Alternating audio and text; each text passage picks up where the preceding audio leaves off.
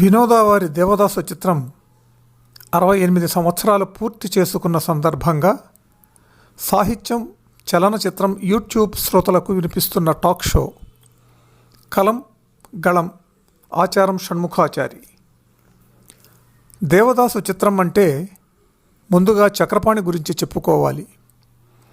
దర్శకుడు పి. పుల్లయ్య చిత్రం ధర్మపత్నికి సంభాషణల రచయితగా 1941లో చక్రపాణి తెనాలి నుంచి మద్రాసు వచ్చారు. ఆయన రాసిన సంభాషణలు నచ్చటంతో వాహిని వారు తమ స్వర్గసీమ చిత్రానికి చక్రపాణి చేత రచన చేయించటం, తదనంతర కాలంలో తమ సంస్థకు భాగస్వామిని కూడా చేయటం జరిగింది. మదనపల్లి శానిటోరియంలో క్షయవ్యాధికి చికిత్స పొందుతుండగా ఒక బెంగాలీ బాబుతో సాంగత్యం పెరిగి వారి భాషను నేర్చుకున్న చక్రపాణి ప్రముఖ బెంగాలీ రచయిత శరశ్చంద్ర చటర్జీ సాహిత్యాన్ని సరళమైన చక్కని తెలుగు భాషలోకి అనువదించటం మొదలుపెట్టారు. వాహిని వారికి బిఎన్ ప్రెస్ ఉండటంతో తన పుస్తకాల ముద్రణ అందులో చేయించటం, 1947లో చందమామ పత్రిక సంపాదకత్వం వహించటంతో శరత్ నవలలు తెలుగు తెరకు ఎక్కించే ప్రయత్నాలు జరిగాయి. 1948లో శరత్ నవల నిష్కృతి ఆధారంగా తెలుగులో మన దేశం చిత్రం నిర్మితమైంది. దేవదాసు నవలను తెలుగులోకి చక్రపాణి అనువదించి ఉండకపోతే ఆ సినిమా తెలుగు ప్రేక్షకులని అలరించి ఉండేది కాదు. విశ్వజనీనత మూర్తిభవించిన ఆవేదన నింపిన ఒక సజీవ పాత్ర దేవదాసు. అక్కినేని నట జీవితాన్ని మలుపు తిప్పిన అపురూప మహత్తర పాత్ర దేవదాసు. 26 జూన్ 1953న విడుదలైన దేవదాసు సినిమా 400 రోజులకు పైగా ఆడి వజ్రోత్సవాన్ని జరుపుకుంది. ఇది విడుదలై 68 ఏళ్లు దాటిన సందర్భంగా ఆ సినిమా నిత్యనూతనంగా వెలుగుతున్నది కనుక దానిని గురించినటువంటి కొన్ని విశేషాలను మీకు తెలియజేస్తాను. ఈ చిత్ర నిర్మాణమే ఒక పెద్ద సాహసంగా చెప్పుకోవాలి. పైన నేను ఉదహరించినట్టు దేవదాసు నవలను శరశ్చంద్ర చటర్జీ తన 16వ ఏటనే రచించారు. ఈ నవలను మొదట 1990 ప్రాంతంలో శిశువు అనే లిఖిత పత్రిక ప్రచురించింది. ఈ నవలలో చెడుని ఆకర్షణీయంగా మలిచి పొరపాటు చేసినట్టు శరత్ బాబు భావించటంతో దాని ప్రచురణకు ఆయన అంగీకరించలేదు. ఈ నవల రాతప్రతిని తన మిత్రుడైనటువంటి సౌరేంద్ర వద్ద భద్రపరిస్తే అతడు శరత్ ఇతర రచనలతో పాటు దేవదాసు నవలను కూడా పుస్తక రూపంలో తీసుకువచ్చాడు. ఈ నవలను చక్రపాణి సరళమైన తెలుగు భాషలోకి అనువదించి తన ఆంధ్రజ్యోతి పత్రికలో ధారావాహికంగా ప్రచురించారు. 1928లో దేవదాసు నవల బెంగాల్లో మూకీ చిత్రంగా వచ్చింది. అదే నవల 1935లో న్యూ థియేటర్స్ వారు పిసి బరువా దర్శకత్వంలో బెంగాలీ, హిందీ భాషలో ఏకకాలంగా ఆ చిత్రాన్ని నిర్మించడం జరిగింది. దాంతో దేవదాసు చిత్రం గురించి దేశమంతటా తెలిసిపోయింది. బెంగాలీ చిత్రంలో బారువా నటిస్తే హిందీలో కేఎల్ సైగల్ దేవదాసుగా నటించడం జరిగింది. 1949 చివరన నిర్మాత డిఎల్ నారాయణ వినోద పిక్చర్స్ను స్థాపించి సముద్రాల, వేదాంతం రాఘవయ్య, సుబ్బురామన్లను భాగస్వాములుగా చేర్చుకుని అక్కినేని అంజలీదేవితోటి వేదాంతం రాఘవయ్య దర్శకత్వంలో స్త్రీ సాహసం అనేటువంటి జానపద చిత్రాన్ని తీసి విజయాన్ని సాధించారు.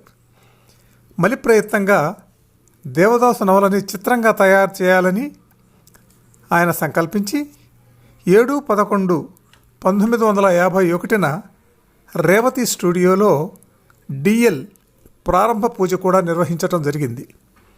నిర్మాణ కార్యక్రమాలు కూడా మొదలయ్యాయి. 1-2 మినహా అన్ని పాటల రికార్డింగ్ కూడా పూర్తయింది. సముద్రాల స్క్రిప్ట్ను తయారు చేశారు. షూటింగ్ ప్రారంభ దశలోనే ఆ చిత్రానికి సంగీత దర్శకత్వం వహిస్తున్నటువంటి సుబ్బురామన్ గారు 27/6/1952 హఠాన్ మరణంతో చిత్ర నిర్మాణం ఆగిపోయింది. దాంతో చిత్రసీమలో పెద్దగా దుమారం రేగింది. శరత్ సృష్టించిన దేవదాసు పాత్రకు జానపద పాత్రలు వేసే అక్కినేని పనికిరారని, నృత్య దర్శకుడుగా చలామణిలో ఉన్నటువంటి వేదాంతం రాఘవయ్య ఇటువంటి చిత్రానికి దర్శకత్వం వహించటం దుస్సాహసమే అవుతుందని విమర్శలు వెల్లువెత్తాయి. సుబ్బరామన్ మరణం అశుభ సూచకంగా ప్రచారమైంది. ఈ విమర్శలు నిర్మాతల్లో పట్టుదలని పెంచటమే కాకుండా దేవదాసు చిత్రాన్ని ప్రతిష్టాత్మకంగా తెరకెక్కించడానికి ఉపయోగపడ్డాయి. కొంతకాలం ఆగి మళ్ళీ చిత్ర నిర్మాణం కొనసాగిద్దామనుకుంటే కాల్ షీట్లు సర్దుబాటు కాలేదు. ఈలోగా రామచంద్ర కశ్యప, చంద్రకుమారి, ఆరణి, సావిత్రి, గోవిందరాజుల సుబ్బారావు, పేకీటీలతో డిఎల్ ఓ చిన్న బడ్జెట్లో శాంతి అనేటువంటి చిత్రాన్ని 1952లో నిర్మించారు. ఆ చిత్రం యావరేజ్గా ఆడింది. ఇక అందరి యొక్క అంకిత భావం ఈ చిత్ర నిర్మాణంలో ఎలా ఉందో చూద్దాం. ఎట్టకేలకు దేవదాసు చిత్ర నిర్మాణం మొదలైంది. ఈ చిత్ర నిర్మాణం వెనుక ఆ నిర్మాతల కఠోర దీక్ష, అవిరళ కృషి, అంకిత భావం అటువంటి అంశాలు ఎన్నో ఉన్నాయి. రచయిత సముద్రాల శరత్ సాహిత్యాన్ని అమూలాగ్రం అధ్యయనం చేసి చక్రపాణితో విశేషంగా చర్చలు జరిపి దేవదాసు పాత్రని తెలుగుతనం వచ్చేలాగా మలిచారు. మద్దిపట్ల సూరితో బెంగాలీ మూలంలో ఉండేటువంటి దేవదాసు పాత్ర స్వభావం ఎలా ఉన్నదో చర్చించారు. మల్లాది రామకృష్ణ శాస్త్రి సలహాలు, ఆయన ఇచ్చినటువంటి సూచనలను పాటించారు. చిత్ర కథనాన్ని ఒక పవిత్ర యజ్ఞంగా భావించి అద్భుతమైనటువంటి చిత్రానువాదానికి సముద్రాల శ్రీకారాన్ని చుట్టారు. డిఎల్కు అక్కినేని నటన మీద ఎంతో నమ్మకం. విమర్శలకు ఆయన జడవలేదు. తెలుగులో వచ్చిన మొట్టమొదటి విషాద ప్రేమకథా చిత్రం భరణీ పతాకం మీద నిర్మించిన లైలా మజ్ను సినిమా 1949లో.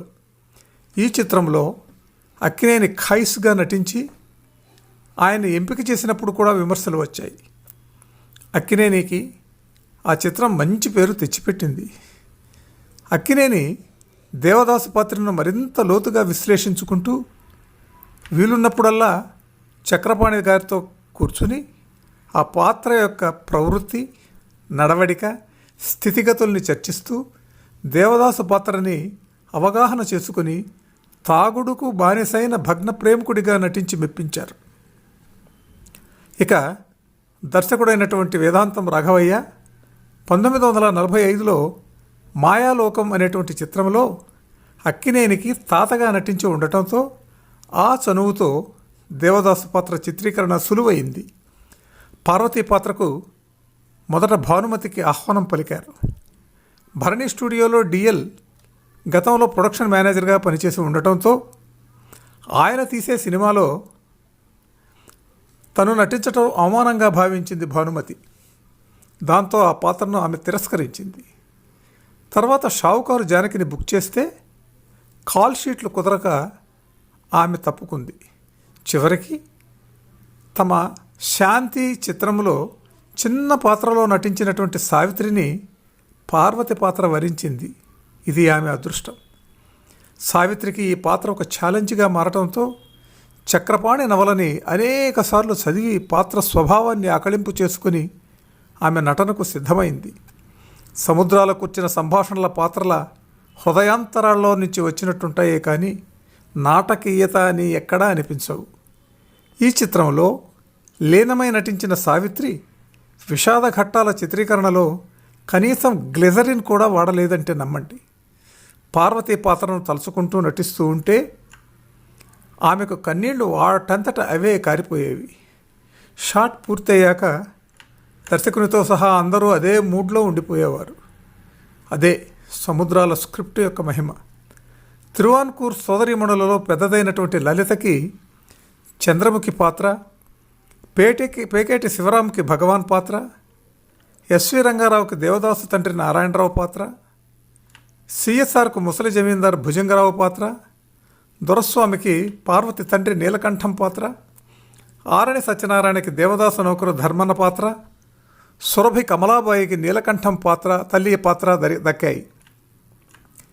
ఒక్కసారి చిన్న కథా వస్తువుని గురించి విషయం చెప్దాం. ఈ చిత్రకథా వస్తువు సాధారణమైనదే. ఒక పేదంటి చిన్ననాటి నేస్తాన్ని పొరుగింటి జమీందారు కొడుకు ప్రేమించుతారు. ఆస్తి అంతస్తుకి ప్రాధాన్యమిచ్చే జమీందారు వాళ్ళ పెళ్లికి అంగీకరించగడు.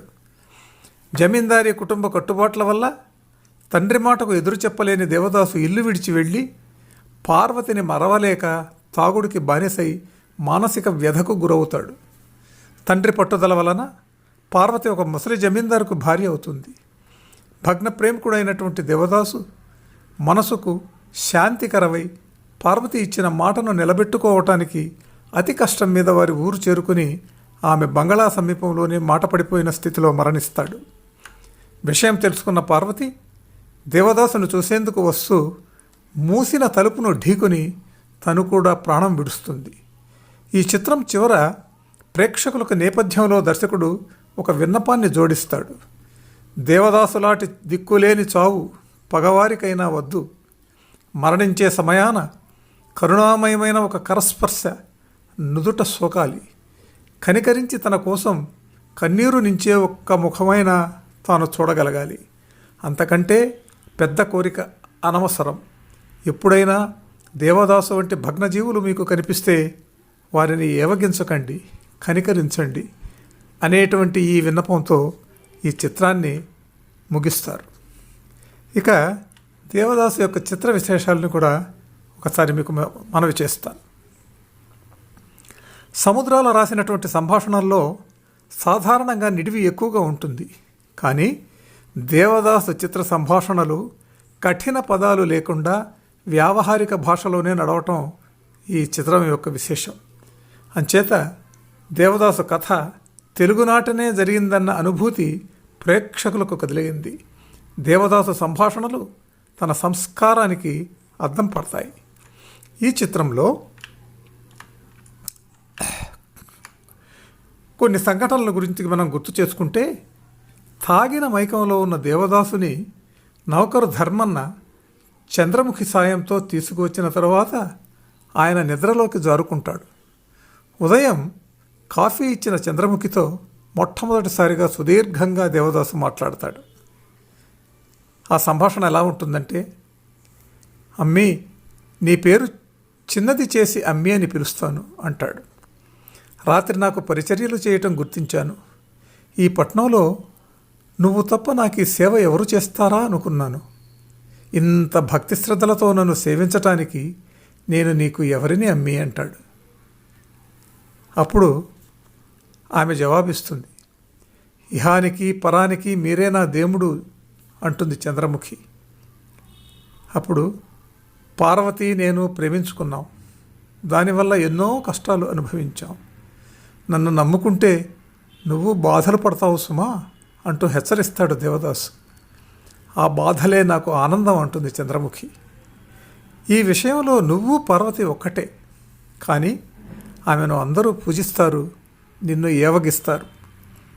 పాపపుణ్యాలు విచారించే భగవంతుడు నీకు ఏమి శిక్ష విధిస్తాడో తెలియదు, కానీ మళ్ళీ జన్మలో మనిద్దరం కలుసుకోవటం అంటూ జరిగితే నిన్ను విడిపించి ఉండను అంటాడు దేవదాసు చంద్రముఖితో. ఎంత అద్భుతమైనటువంటి సన్నివేశమో చూడండి. అది ముఖ్యంగా పతాక సన్నివేశంలో దేవదాసును చూడవచ్చినటువంటి డాక్టర్ చంద్రముఖితో దేవదాసు ఆట్టే రోజులు బతకడని, అయిన వారిని రప్పించటం కానీ లేదా వారున్న చోటికి వెంటనే పంపటం కానీ చేయమని చెప్తాడు. దేవదాసు చంద్రముఖితో డాక్టర్ ఏమన్నాడని ప్రశ్నిస్తాడు. గాలి మార్పు కావాలి, మీ ఊరికి పదండి, నేను కూడా మీకు తోడుగా వస్తాను అంటుంది చంద్రముఖి. దేవదాసు చంద్రముఖిని అనునయిస్తాడు. వద్దమ్మి, అది మనిద్దరికీ పరువు కాదు. నన్ను చూసి లోకం నవ్వుతుంది, నిన్ను హీనంగా చూస్తుంది. ఆ మాట వింటే పార్వతి కుళ్ళిపోతుంది అని ధర్మన్న తీసుకువచ్చినట్టు డబ్బుల కట్టని ఆమె చేతుల్లో పెడతాడు. మానవ దేహాలు స్థిరం కావమ్మి, చివరకు ఎటూ కాకుండా పోతావేమో, ఉంచుకో అనే వేదాంతం చెబుతాడు దేవదాసు. ఇది దేవదాసు ఎంత సంస్కారో అనేటువంటి విషయం గుర్తు చేస్తుంది. ఇంకో సంఘటనలో దేవదాసు తన ఊరి పొలిమేరలో ఉన్న నీలాల రేవు నుండి కొందరు స్త్రీలు మంచినీళ్లు తీసుకుని వస్తుండగా మద్యం మత్తులో పారు పారు అంటూ పార్వతి స్నేహితురాలు మనోరమ వెంట పడతాడు. ఆమె కేక వేయటంతో మనోరమను దేవదాసు గుర్తుపడతాడు. నువ్వా చెల్లి, పొరపడ్డాను, మన్నించమ్మా అంటాడు. ఆ విషయం మనోరమ ఉత్తరం ద్వారా పార్వతికి తెలుపుతుంది. నాకు కాస్త దుఃఖం వస్తుంది, ఏమనుకోకండి. వెంటనే పార్వతి తన ఊరికి ప్రయాణం కడుతుంది, దేవదాసుని తనతో తీసుకువెళ్ళాలని. మరోవైపు మనసు వికటించిన దేవదాసు పట్నానికి బయలుదేరుతాడు. పార్వతి ప్రయాణించేటువంటి మేనా, దేవదాసు ప్రయాణించేటువంటి జట్కా ప్రక్క నుంచే వెళతాయి. అదే విధి విలాసము అంటే. అనుకోనిది జరగటం అంటే ఎలా ఉంటుందో ఈ సన్నివేశంలో వేదాంతం రాఘవయ్య అద్భుతంగా చూపించాడు. తండ్రి ఎదుట పార్వతి వివాహం ఆడుతానని ధైర్యంగా చెప్పలేక పట్నం వెళ్ళిపోయినటువంటి దేవదాసు మళ్ళీ రావులపల్లికి వచ్చి పార్వతిని కలిసి ఎలాగైనా తనని పెళ్లి చేసుకుంటానని చెప్పటానికి తరచూ వాళ్ళు కలుసుకునేటువంటి తోటలోకి వస్తాడు. నీకోసమే వచ్చాను పారు, అప్పుడు ఇంత దూరం ఆలోచించలేకపోయాను. నువ్వు సరేనంటే ఎలాగైనా మా అమ్మని నాన్నని పెళ్లికి ఒప్పిస్తానంటాడు. స్వాతిశయంతో పార్వతి, నీకేనా అమ్మ నాన్న ఉన్నది, నాకు లేరా అంటుంది. ముసలి జమీందారు భుజంగరావుతో పెళ్లికి సంకేతం ఇచ్చిన పార్వతితో, నాకు ఆలోచన తక్కువని, ఆవేశం ఎక్కువని నీకు తెలియదా పారు అంటాడు. తెలియకేం, చిన్నతనం నుండి నువ్వంటే భయపడుతూ వచ్చానని బెదిరించడానికి వచ్చావా అంటుంది పార్వతి. సారీ, నేనంటే నీకు భయమే కానీ మరేమీ లేదా పారు అంటాడు దేవదాసు. లేదు అంటూ అర్ధరాత్రి మీ ఇంటికి వచ్చి ఆశ్రయించానని అపవాదు వేస్తావు, అంతే కదా అనటంతో తెప్పరిల్లినటువంటి దేవదాసు, నేనంత నీచుడినా అంటూ ఆవేశంతో పొన్నుకర్రతో పార్వతి నుదుటి మీద కొడతాడు. పార్వతి నుదుటి నుంచి రక్తం స్రవిస్తుంది. వెంటనే తన చొక్కా చించి దగ్గరలో ఉన్న నీటి గుంటలో ముంచి పార్వతికి కట్టు కడతాడు దేవదాసు. అబ్బా, ఎప్పటికీ మన చిన్నతనం మరపురాకుండా ఉండేదానికి గుర్తు అంటుంది పార్వతి. ఈ సంఘటనలన్నీ దేవదాసు మనస్తత్వానికి అద్దం పడతాయి. పెళ్ళైన పార్వతి పుట్టింటికి వచ్చి దేవదాసు ఉన్నాడని తెలిసి వారి ఇంటిలోకి అడుగు పెడుతూ ఉండగా మేడమెట్లు దిగుతూ నౌకరు ధర్మన్న తరసపడి, ఎవరిది? పార్వతమ్మ, నిన్ను చూసి ఎంత కాలమైంది తల్లి, అంతా బాగున్నారమ్మా అని పులకరిస్తాడు.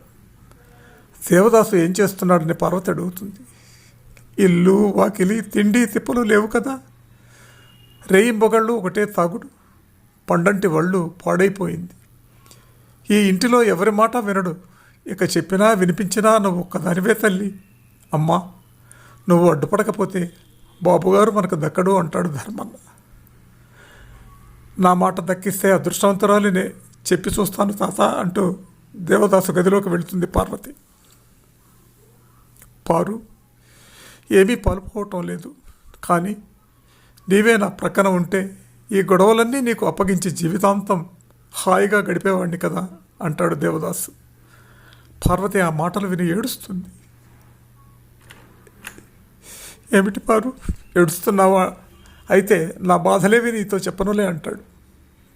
అహోరాత్రులు త్రాగుతున్న మాట నిజమేనా అని అడుగుతుంది పార్వతి.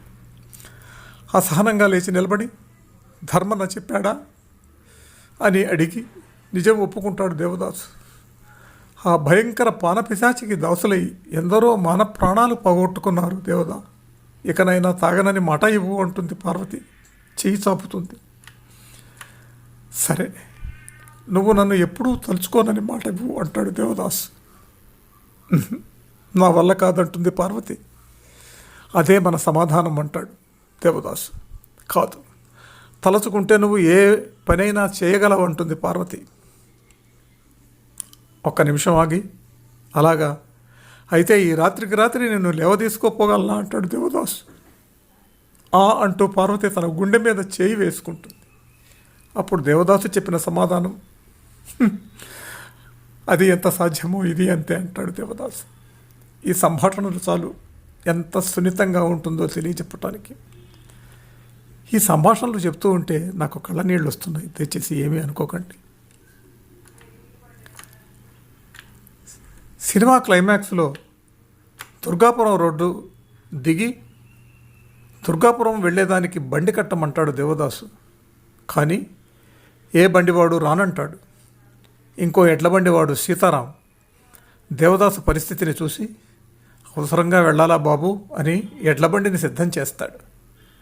గతుకుల బాటలో బండి వెళుతుండగా దేవదాసు ఎంత దూరం ఉంది ఊరు అని అడుగుతాడు. 6 కోసులుంది బాబు అంటాడు బండివాడు. బండి చేరేసరికి నడుజాము దాటుతుందని చెప్తాడు బండివాడు. ఆకాశాన మబ్బులు దట్టంగా కమ్ముకుని వర్షం మొదలవుతుంది. మహాప్రస్థాన పదయాత్ర సాగుతుండగా దేవదాసు ఉద్ధృతంగా దగ్గుతూ రక్తం కక్కుకుంటాడు. బండి దుర్గాపురం చేరుతుంది. కానీ దేవదాసుకు మాట పడిపోతుంది. ఎవరింటికి వెళ్ళాలో చెప్పలేకపోతాడు. దేవదాసు గుండె మెల్లగా కొట్టుకుంటూ ఉంటుంది. జేబులో నుంచి 100 రూపాయల నోటు తీసి బండివాడికి ఇస్తాడు. అతని ప్రాణం ఎవరి కోసమో కొట్టుకులాడుతోందని గ్రహించి ఆ బండివాడు ఊరు అరుగు మీద గడ్డిపరచి దేవదాసుని అక్కడ పడుకోబెడతాడు. ఇక ఆ చివరి ఘట్టాన్ని వర్ణించే కన్నా సినిమాలో చూస్తేనే ఆ ఎఫెక్ట్ వేరు. ఇక ఈ సినిమాలో ఉండేటువంటి పాటల్ని గురించి చెప్తాం. దేవదాసు చిత్రంలో పాటలన్నీ అణిముత్యాలే. ఈ పాటల్ని హృదయంతో విని ఆకళింపు చేసుకుంటూనే ఆ విలువ ఏమిటో మనకు తెలుస్తుంది. సంగీత దర్శకుడు సిఆర్ సుబ్బురామన్ స్వరపరిచినటువంటి అన్ని పాటలు ఎంతో మార్దవంగా ఉంటాయి.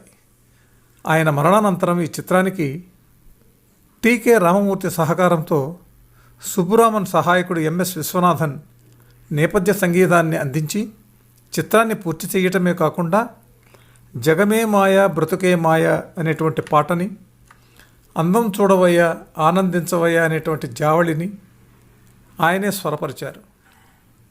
దేవదాసు పాటలకు సముద్రాల కలంతో పాటు ఘంటసాల, జిక్కి, రాణి, బాలసరస్వతిల గళం తోడవటంతో అవి అన్నీ సంగీత సాహిత్య సమలంకృతాలై నిలిచాయి. దేవదాసు పార్వతుల మధ్య అనుబంధాన్ని సూచిస్తూ స్వరపరిచిన ఓ దేవదా ఓ పార్వతి అనే 2 యుగళ గీతాలు ఇరువురి పాత్రల స్వభావాల్ని తెలియచేస్తాయి. ఆశ నిరాశల్లో పార్వతి పాడేటువంటి అంతా భ్రాంతియేనా జీవితాన వెలుగింతేనా అనేటువంటి పాట ఆమె మనోవేదనకు సజీవ సాక్ష్యం. దేవదాసు పార్వతిల మానసిక వ్యధను గుర్తు చేస్తూ పల్లకిలో పార్వతి అత్తవారింటికి వెళుతుంటే వచ్చేటువంటి నేపథ్య గీతం, కల ఇదని నిజమిదని ఇంతకులే బ్రతుకింతేనులే ఇంతేనులే ఓ అనేటువంటి ఎంతో ఆర్ద్రతతో నిండి ఉంటుంది ఆ పాట. ప్రేమ విఫలమై తాగుడికి బానిసై వేదాంత ధోరణిలో దేవదాసు పాడే పాటలు కుడి ఎడమైతే పొరపాటు లేదోయ్ ఓడిపోలేదోయ్ అనేటువంటి పాట, జగమే మాయ బ్రతుకే మాయ వేదాలలో సారం ఇంతేనయ్యా అనేటువంటి పాట విషాద బాణాలై నిలిచాయి. తండ్రి మరణం ఒకవైపు, చెరియకు ముసలివానితో వివాహం మరోవైపు దేవదాసుని మానసికంగా కృంగదీయగా వినిపించేటువంటి పాట చెలియలేదు చెలిమి లేదు వెలుతురే లేదు అనేటువంటి పాట మరో ఆణిముత్యంగా భాసిల్లింది. ఏరు నవ్విందోయ్ ఊరు నవ్విందోయ్ అనేటువంటి ఒక పాటను కూడా ఈ చిత్రం కోసం సుబ్బురామన్ రికార్డ్ చేశారు. కానీ దాన్ని సినిమాలో వాడుకోలేదు. అయితే ఈ పాటని సుబ్బురామన్నే స్వయంగా పాడటం అనేటువంటి విశేషం. ఆ పాట కూడా అందుబాటులో లేదు. కొన్ని ఇతర విషయాలు కూడా మీకు గుర్తు చేస్తాను. బిఎస్ రంగా ఛాయాగ్రహణ పనితనం ఈ చిత్రానికి హైలైట్ అని చెప్పాలి. ఈ చిత్రంలోని తాగుడు దృశ్యాలు 50 రాత్రులు ఏకబిగిన చిత్రీకరించారు. నాగేశ్వరరావు ఆ షూటింగ్ జరిగిన 50 రోజుల్లో రాత్రిళ్ళు మేగడ పెరుగుతో భోజనం ఆరగించి నిద్రమత్తులో అరమోట్ప కన్నులు గోచరించేలాగా మూడు వచ్చేదాకా ఆగి అర్ధరాత్రిళ్ళు తాగుడు సన్నివేశాలలో నటించడం జరిగింది. చాలా ఫిలం కూడా వృధా అయింది. కానీ డిఎల్ బాధపడలేదు. సన్నివేశాలు బాగా పండాలని మాత్రమే ఆయన ఆశించారు. మేకప్ మ్యాన్ మంగయ్య అక్కినేనిని అద్భుతంగా రూపుదిద్దాడు. చేతుల మీద నరాలు బొమికలు చిక్కినట్టు కనిపించేందుకు చేతి వేళ్ల సందుల్లో కూడా రంగులద్దేవాడు. ఇక దర్శకుడు వేదాంతం రాఘవయ్య సెట్లో సరంజామాన్ని తనే సర్దేవాడు. కొన్నిసార్లు అక్కినేనే స్వయంగా ఫిల్ములు మోసుకెళ్ళి షూటింగ్లో అందజేసేవారు. అంతా ఒక బృందంగా పనిచేయటం వల్లనే ఆ చిత్రం ఆద్యంతం అద్భుతంగా అమరింది. తాగుడు పాటలు పాడేటప్పుడు ఐస్ ముక్కలు నోట్లో పెట్టుకుని ఘంటసాలను పాడమన్నారు రాఘవయ్య. దానివల్ల శృతి తప్పిపోయే స్థితి రావటంతో ఆ ప్రయోగాన్ని మానుకున్నారు. స్వయంగా నృత్య దర్శకుడు కావటంతో పాటల చిత్రీకరణ అద్భుతంగా ఉంటుంది. ఈ చిత్రాన్ని తమిళంలో కూడా తీశారు. మదురైలో 65 వారాలు ఆడి ఈ చిత్రం రికార్డు సృష్టించింది. ఇక సహాయ పాత్రల విషయాన్ని చూద్దాం. భగవాన్ పాత్రకు పేకేటి శివరావు దేవదాసుకు ధైర్యాన్ని నూరిపోస్తాడు. కలత చెందినటువంటి మిత్రునికి ఆనందాన్ని పంచాలనేటువంటి ఉద్దేశంతోనే వేశ్య వద్దకు తీసుకెళ్తాడు. నిద్ర రావటానికి బ్రాందీ అందిస్తాడు. అనూహ్యంగా అది దేవదాసుకు అలవాటుగా మారుతుంది. అయితే చివర్లో భగవాన్ తన తప్పును తెలుసుకుని చింతిస్తాడు. అతనిలో పరివర్తన కలుగుతుంది. నౌకరు ధర్మన్న పాత్ర నమ్మినబంటు వంటిది. నత్తి మాటలతో దొరస్వామి పార్వతి తండ్రిగా ఆయన ప్రత్యేకతను చాటుకున్నారు. తొలితరం నటి అయినటువంటి సురభి కమలాబాయి సనాతన సంప్రదాయాలను గౌరవించే బామ్మగా రక్తి కట్టించింది. దేవదాసు నవలని హిందీలో దిలీప్ కుమార్, సుచిత్రా సేన్లతో 1955లో భీమల్ రాయ్ నిర్మించారు సినిమాగా. దిలీప్ కుమార్ మాట్లాడుతూ, అక్కినేని నటించిన తెలుగు దేవదాసు చిత్రాన్ని ముందే నేను చూసి ఉంటే హిందీ చిత్రంలో నటించి ఉండేవాడిని కాదు అని చెప్పారు అంటారు. అది ఎంతవరకు నిజమో అనేదానికి సరైనటువంటి రుజువులు లేవు. 1974లో సూపర్ స్టార్ కృష్ణ దేవదాసు చిత్రాన్ని రంగుల్లో నిర్మించారు. కానీ ఆశించినంత విజయాన్ని ఆ చిత్రం అందుకోలేదు. ఒక క్లాస్ సినిమా మాస్ స్థాయిని కూడా ఛేదించి 18 కేంద్రాలలో శతదినోత్సవం జరుపుకోవటం 1953లో నిర్మించినటువంటి వినోద దేవదాసు అద్భుతం అని చెప్పాలి. Akkineni Nageswara Rao, Savitri, Lalitha, SV Ranga Rao, CSR Anjaneyulu, Peketi Siva Rao, Arani Satyanarayana, Doraiswamy, R Nageswara Rao, GVG Krishna, Sita, Surabhi Kamalabai, Seetharam మొదలైన వారు ఈ చిత్రంలో నటించారు. శరద్బాబు నవల దేవదాసు అద్భుతమైనటువంటి పేరు తెచ్చుకుంది.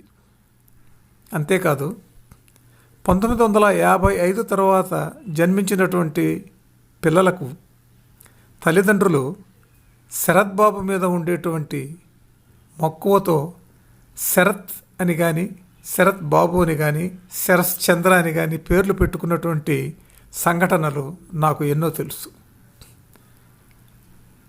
ఇందులో మొత్తం 11 పాటలున్నాయి. ఒకటి, ఓ దేవద చదువు ఇదేనా, అయ్యవారు నిద్రపోతే తమరు ఇలాగే దౌడో దౌడో అనేటువంటిది ఉడుతా సరోజని జమునారాణి పాడారు. ఇక పల్లెకు పోదాం పారును చూద్దాం చలో చలో, అల్లరి చేద్దాం చలో చలో అనేటువంటి పాటను ఘంటసాల ఆలపించారు.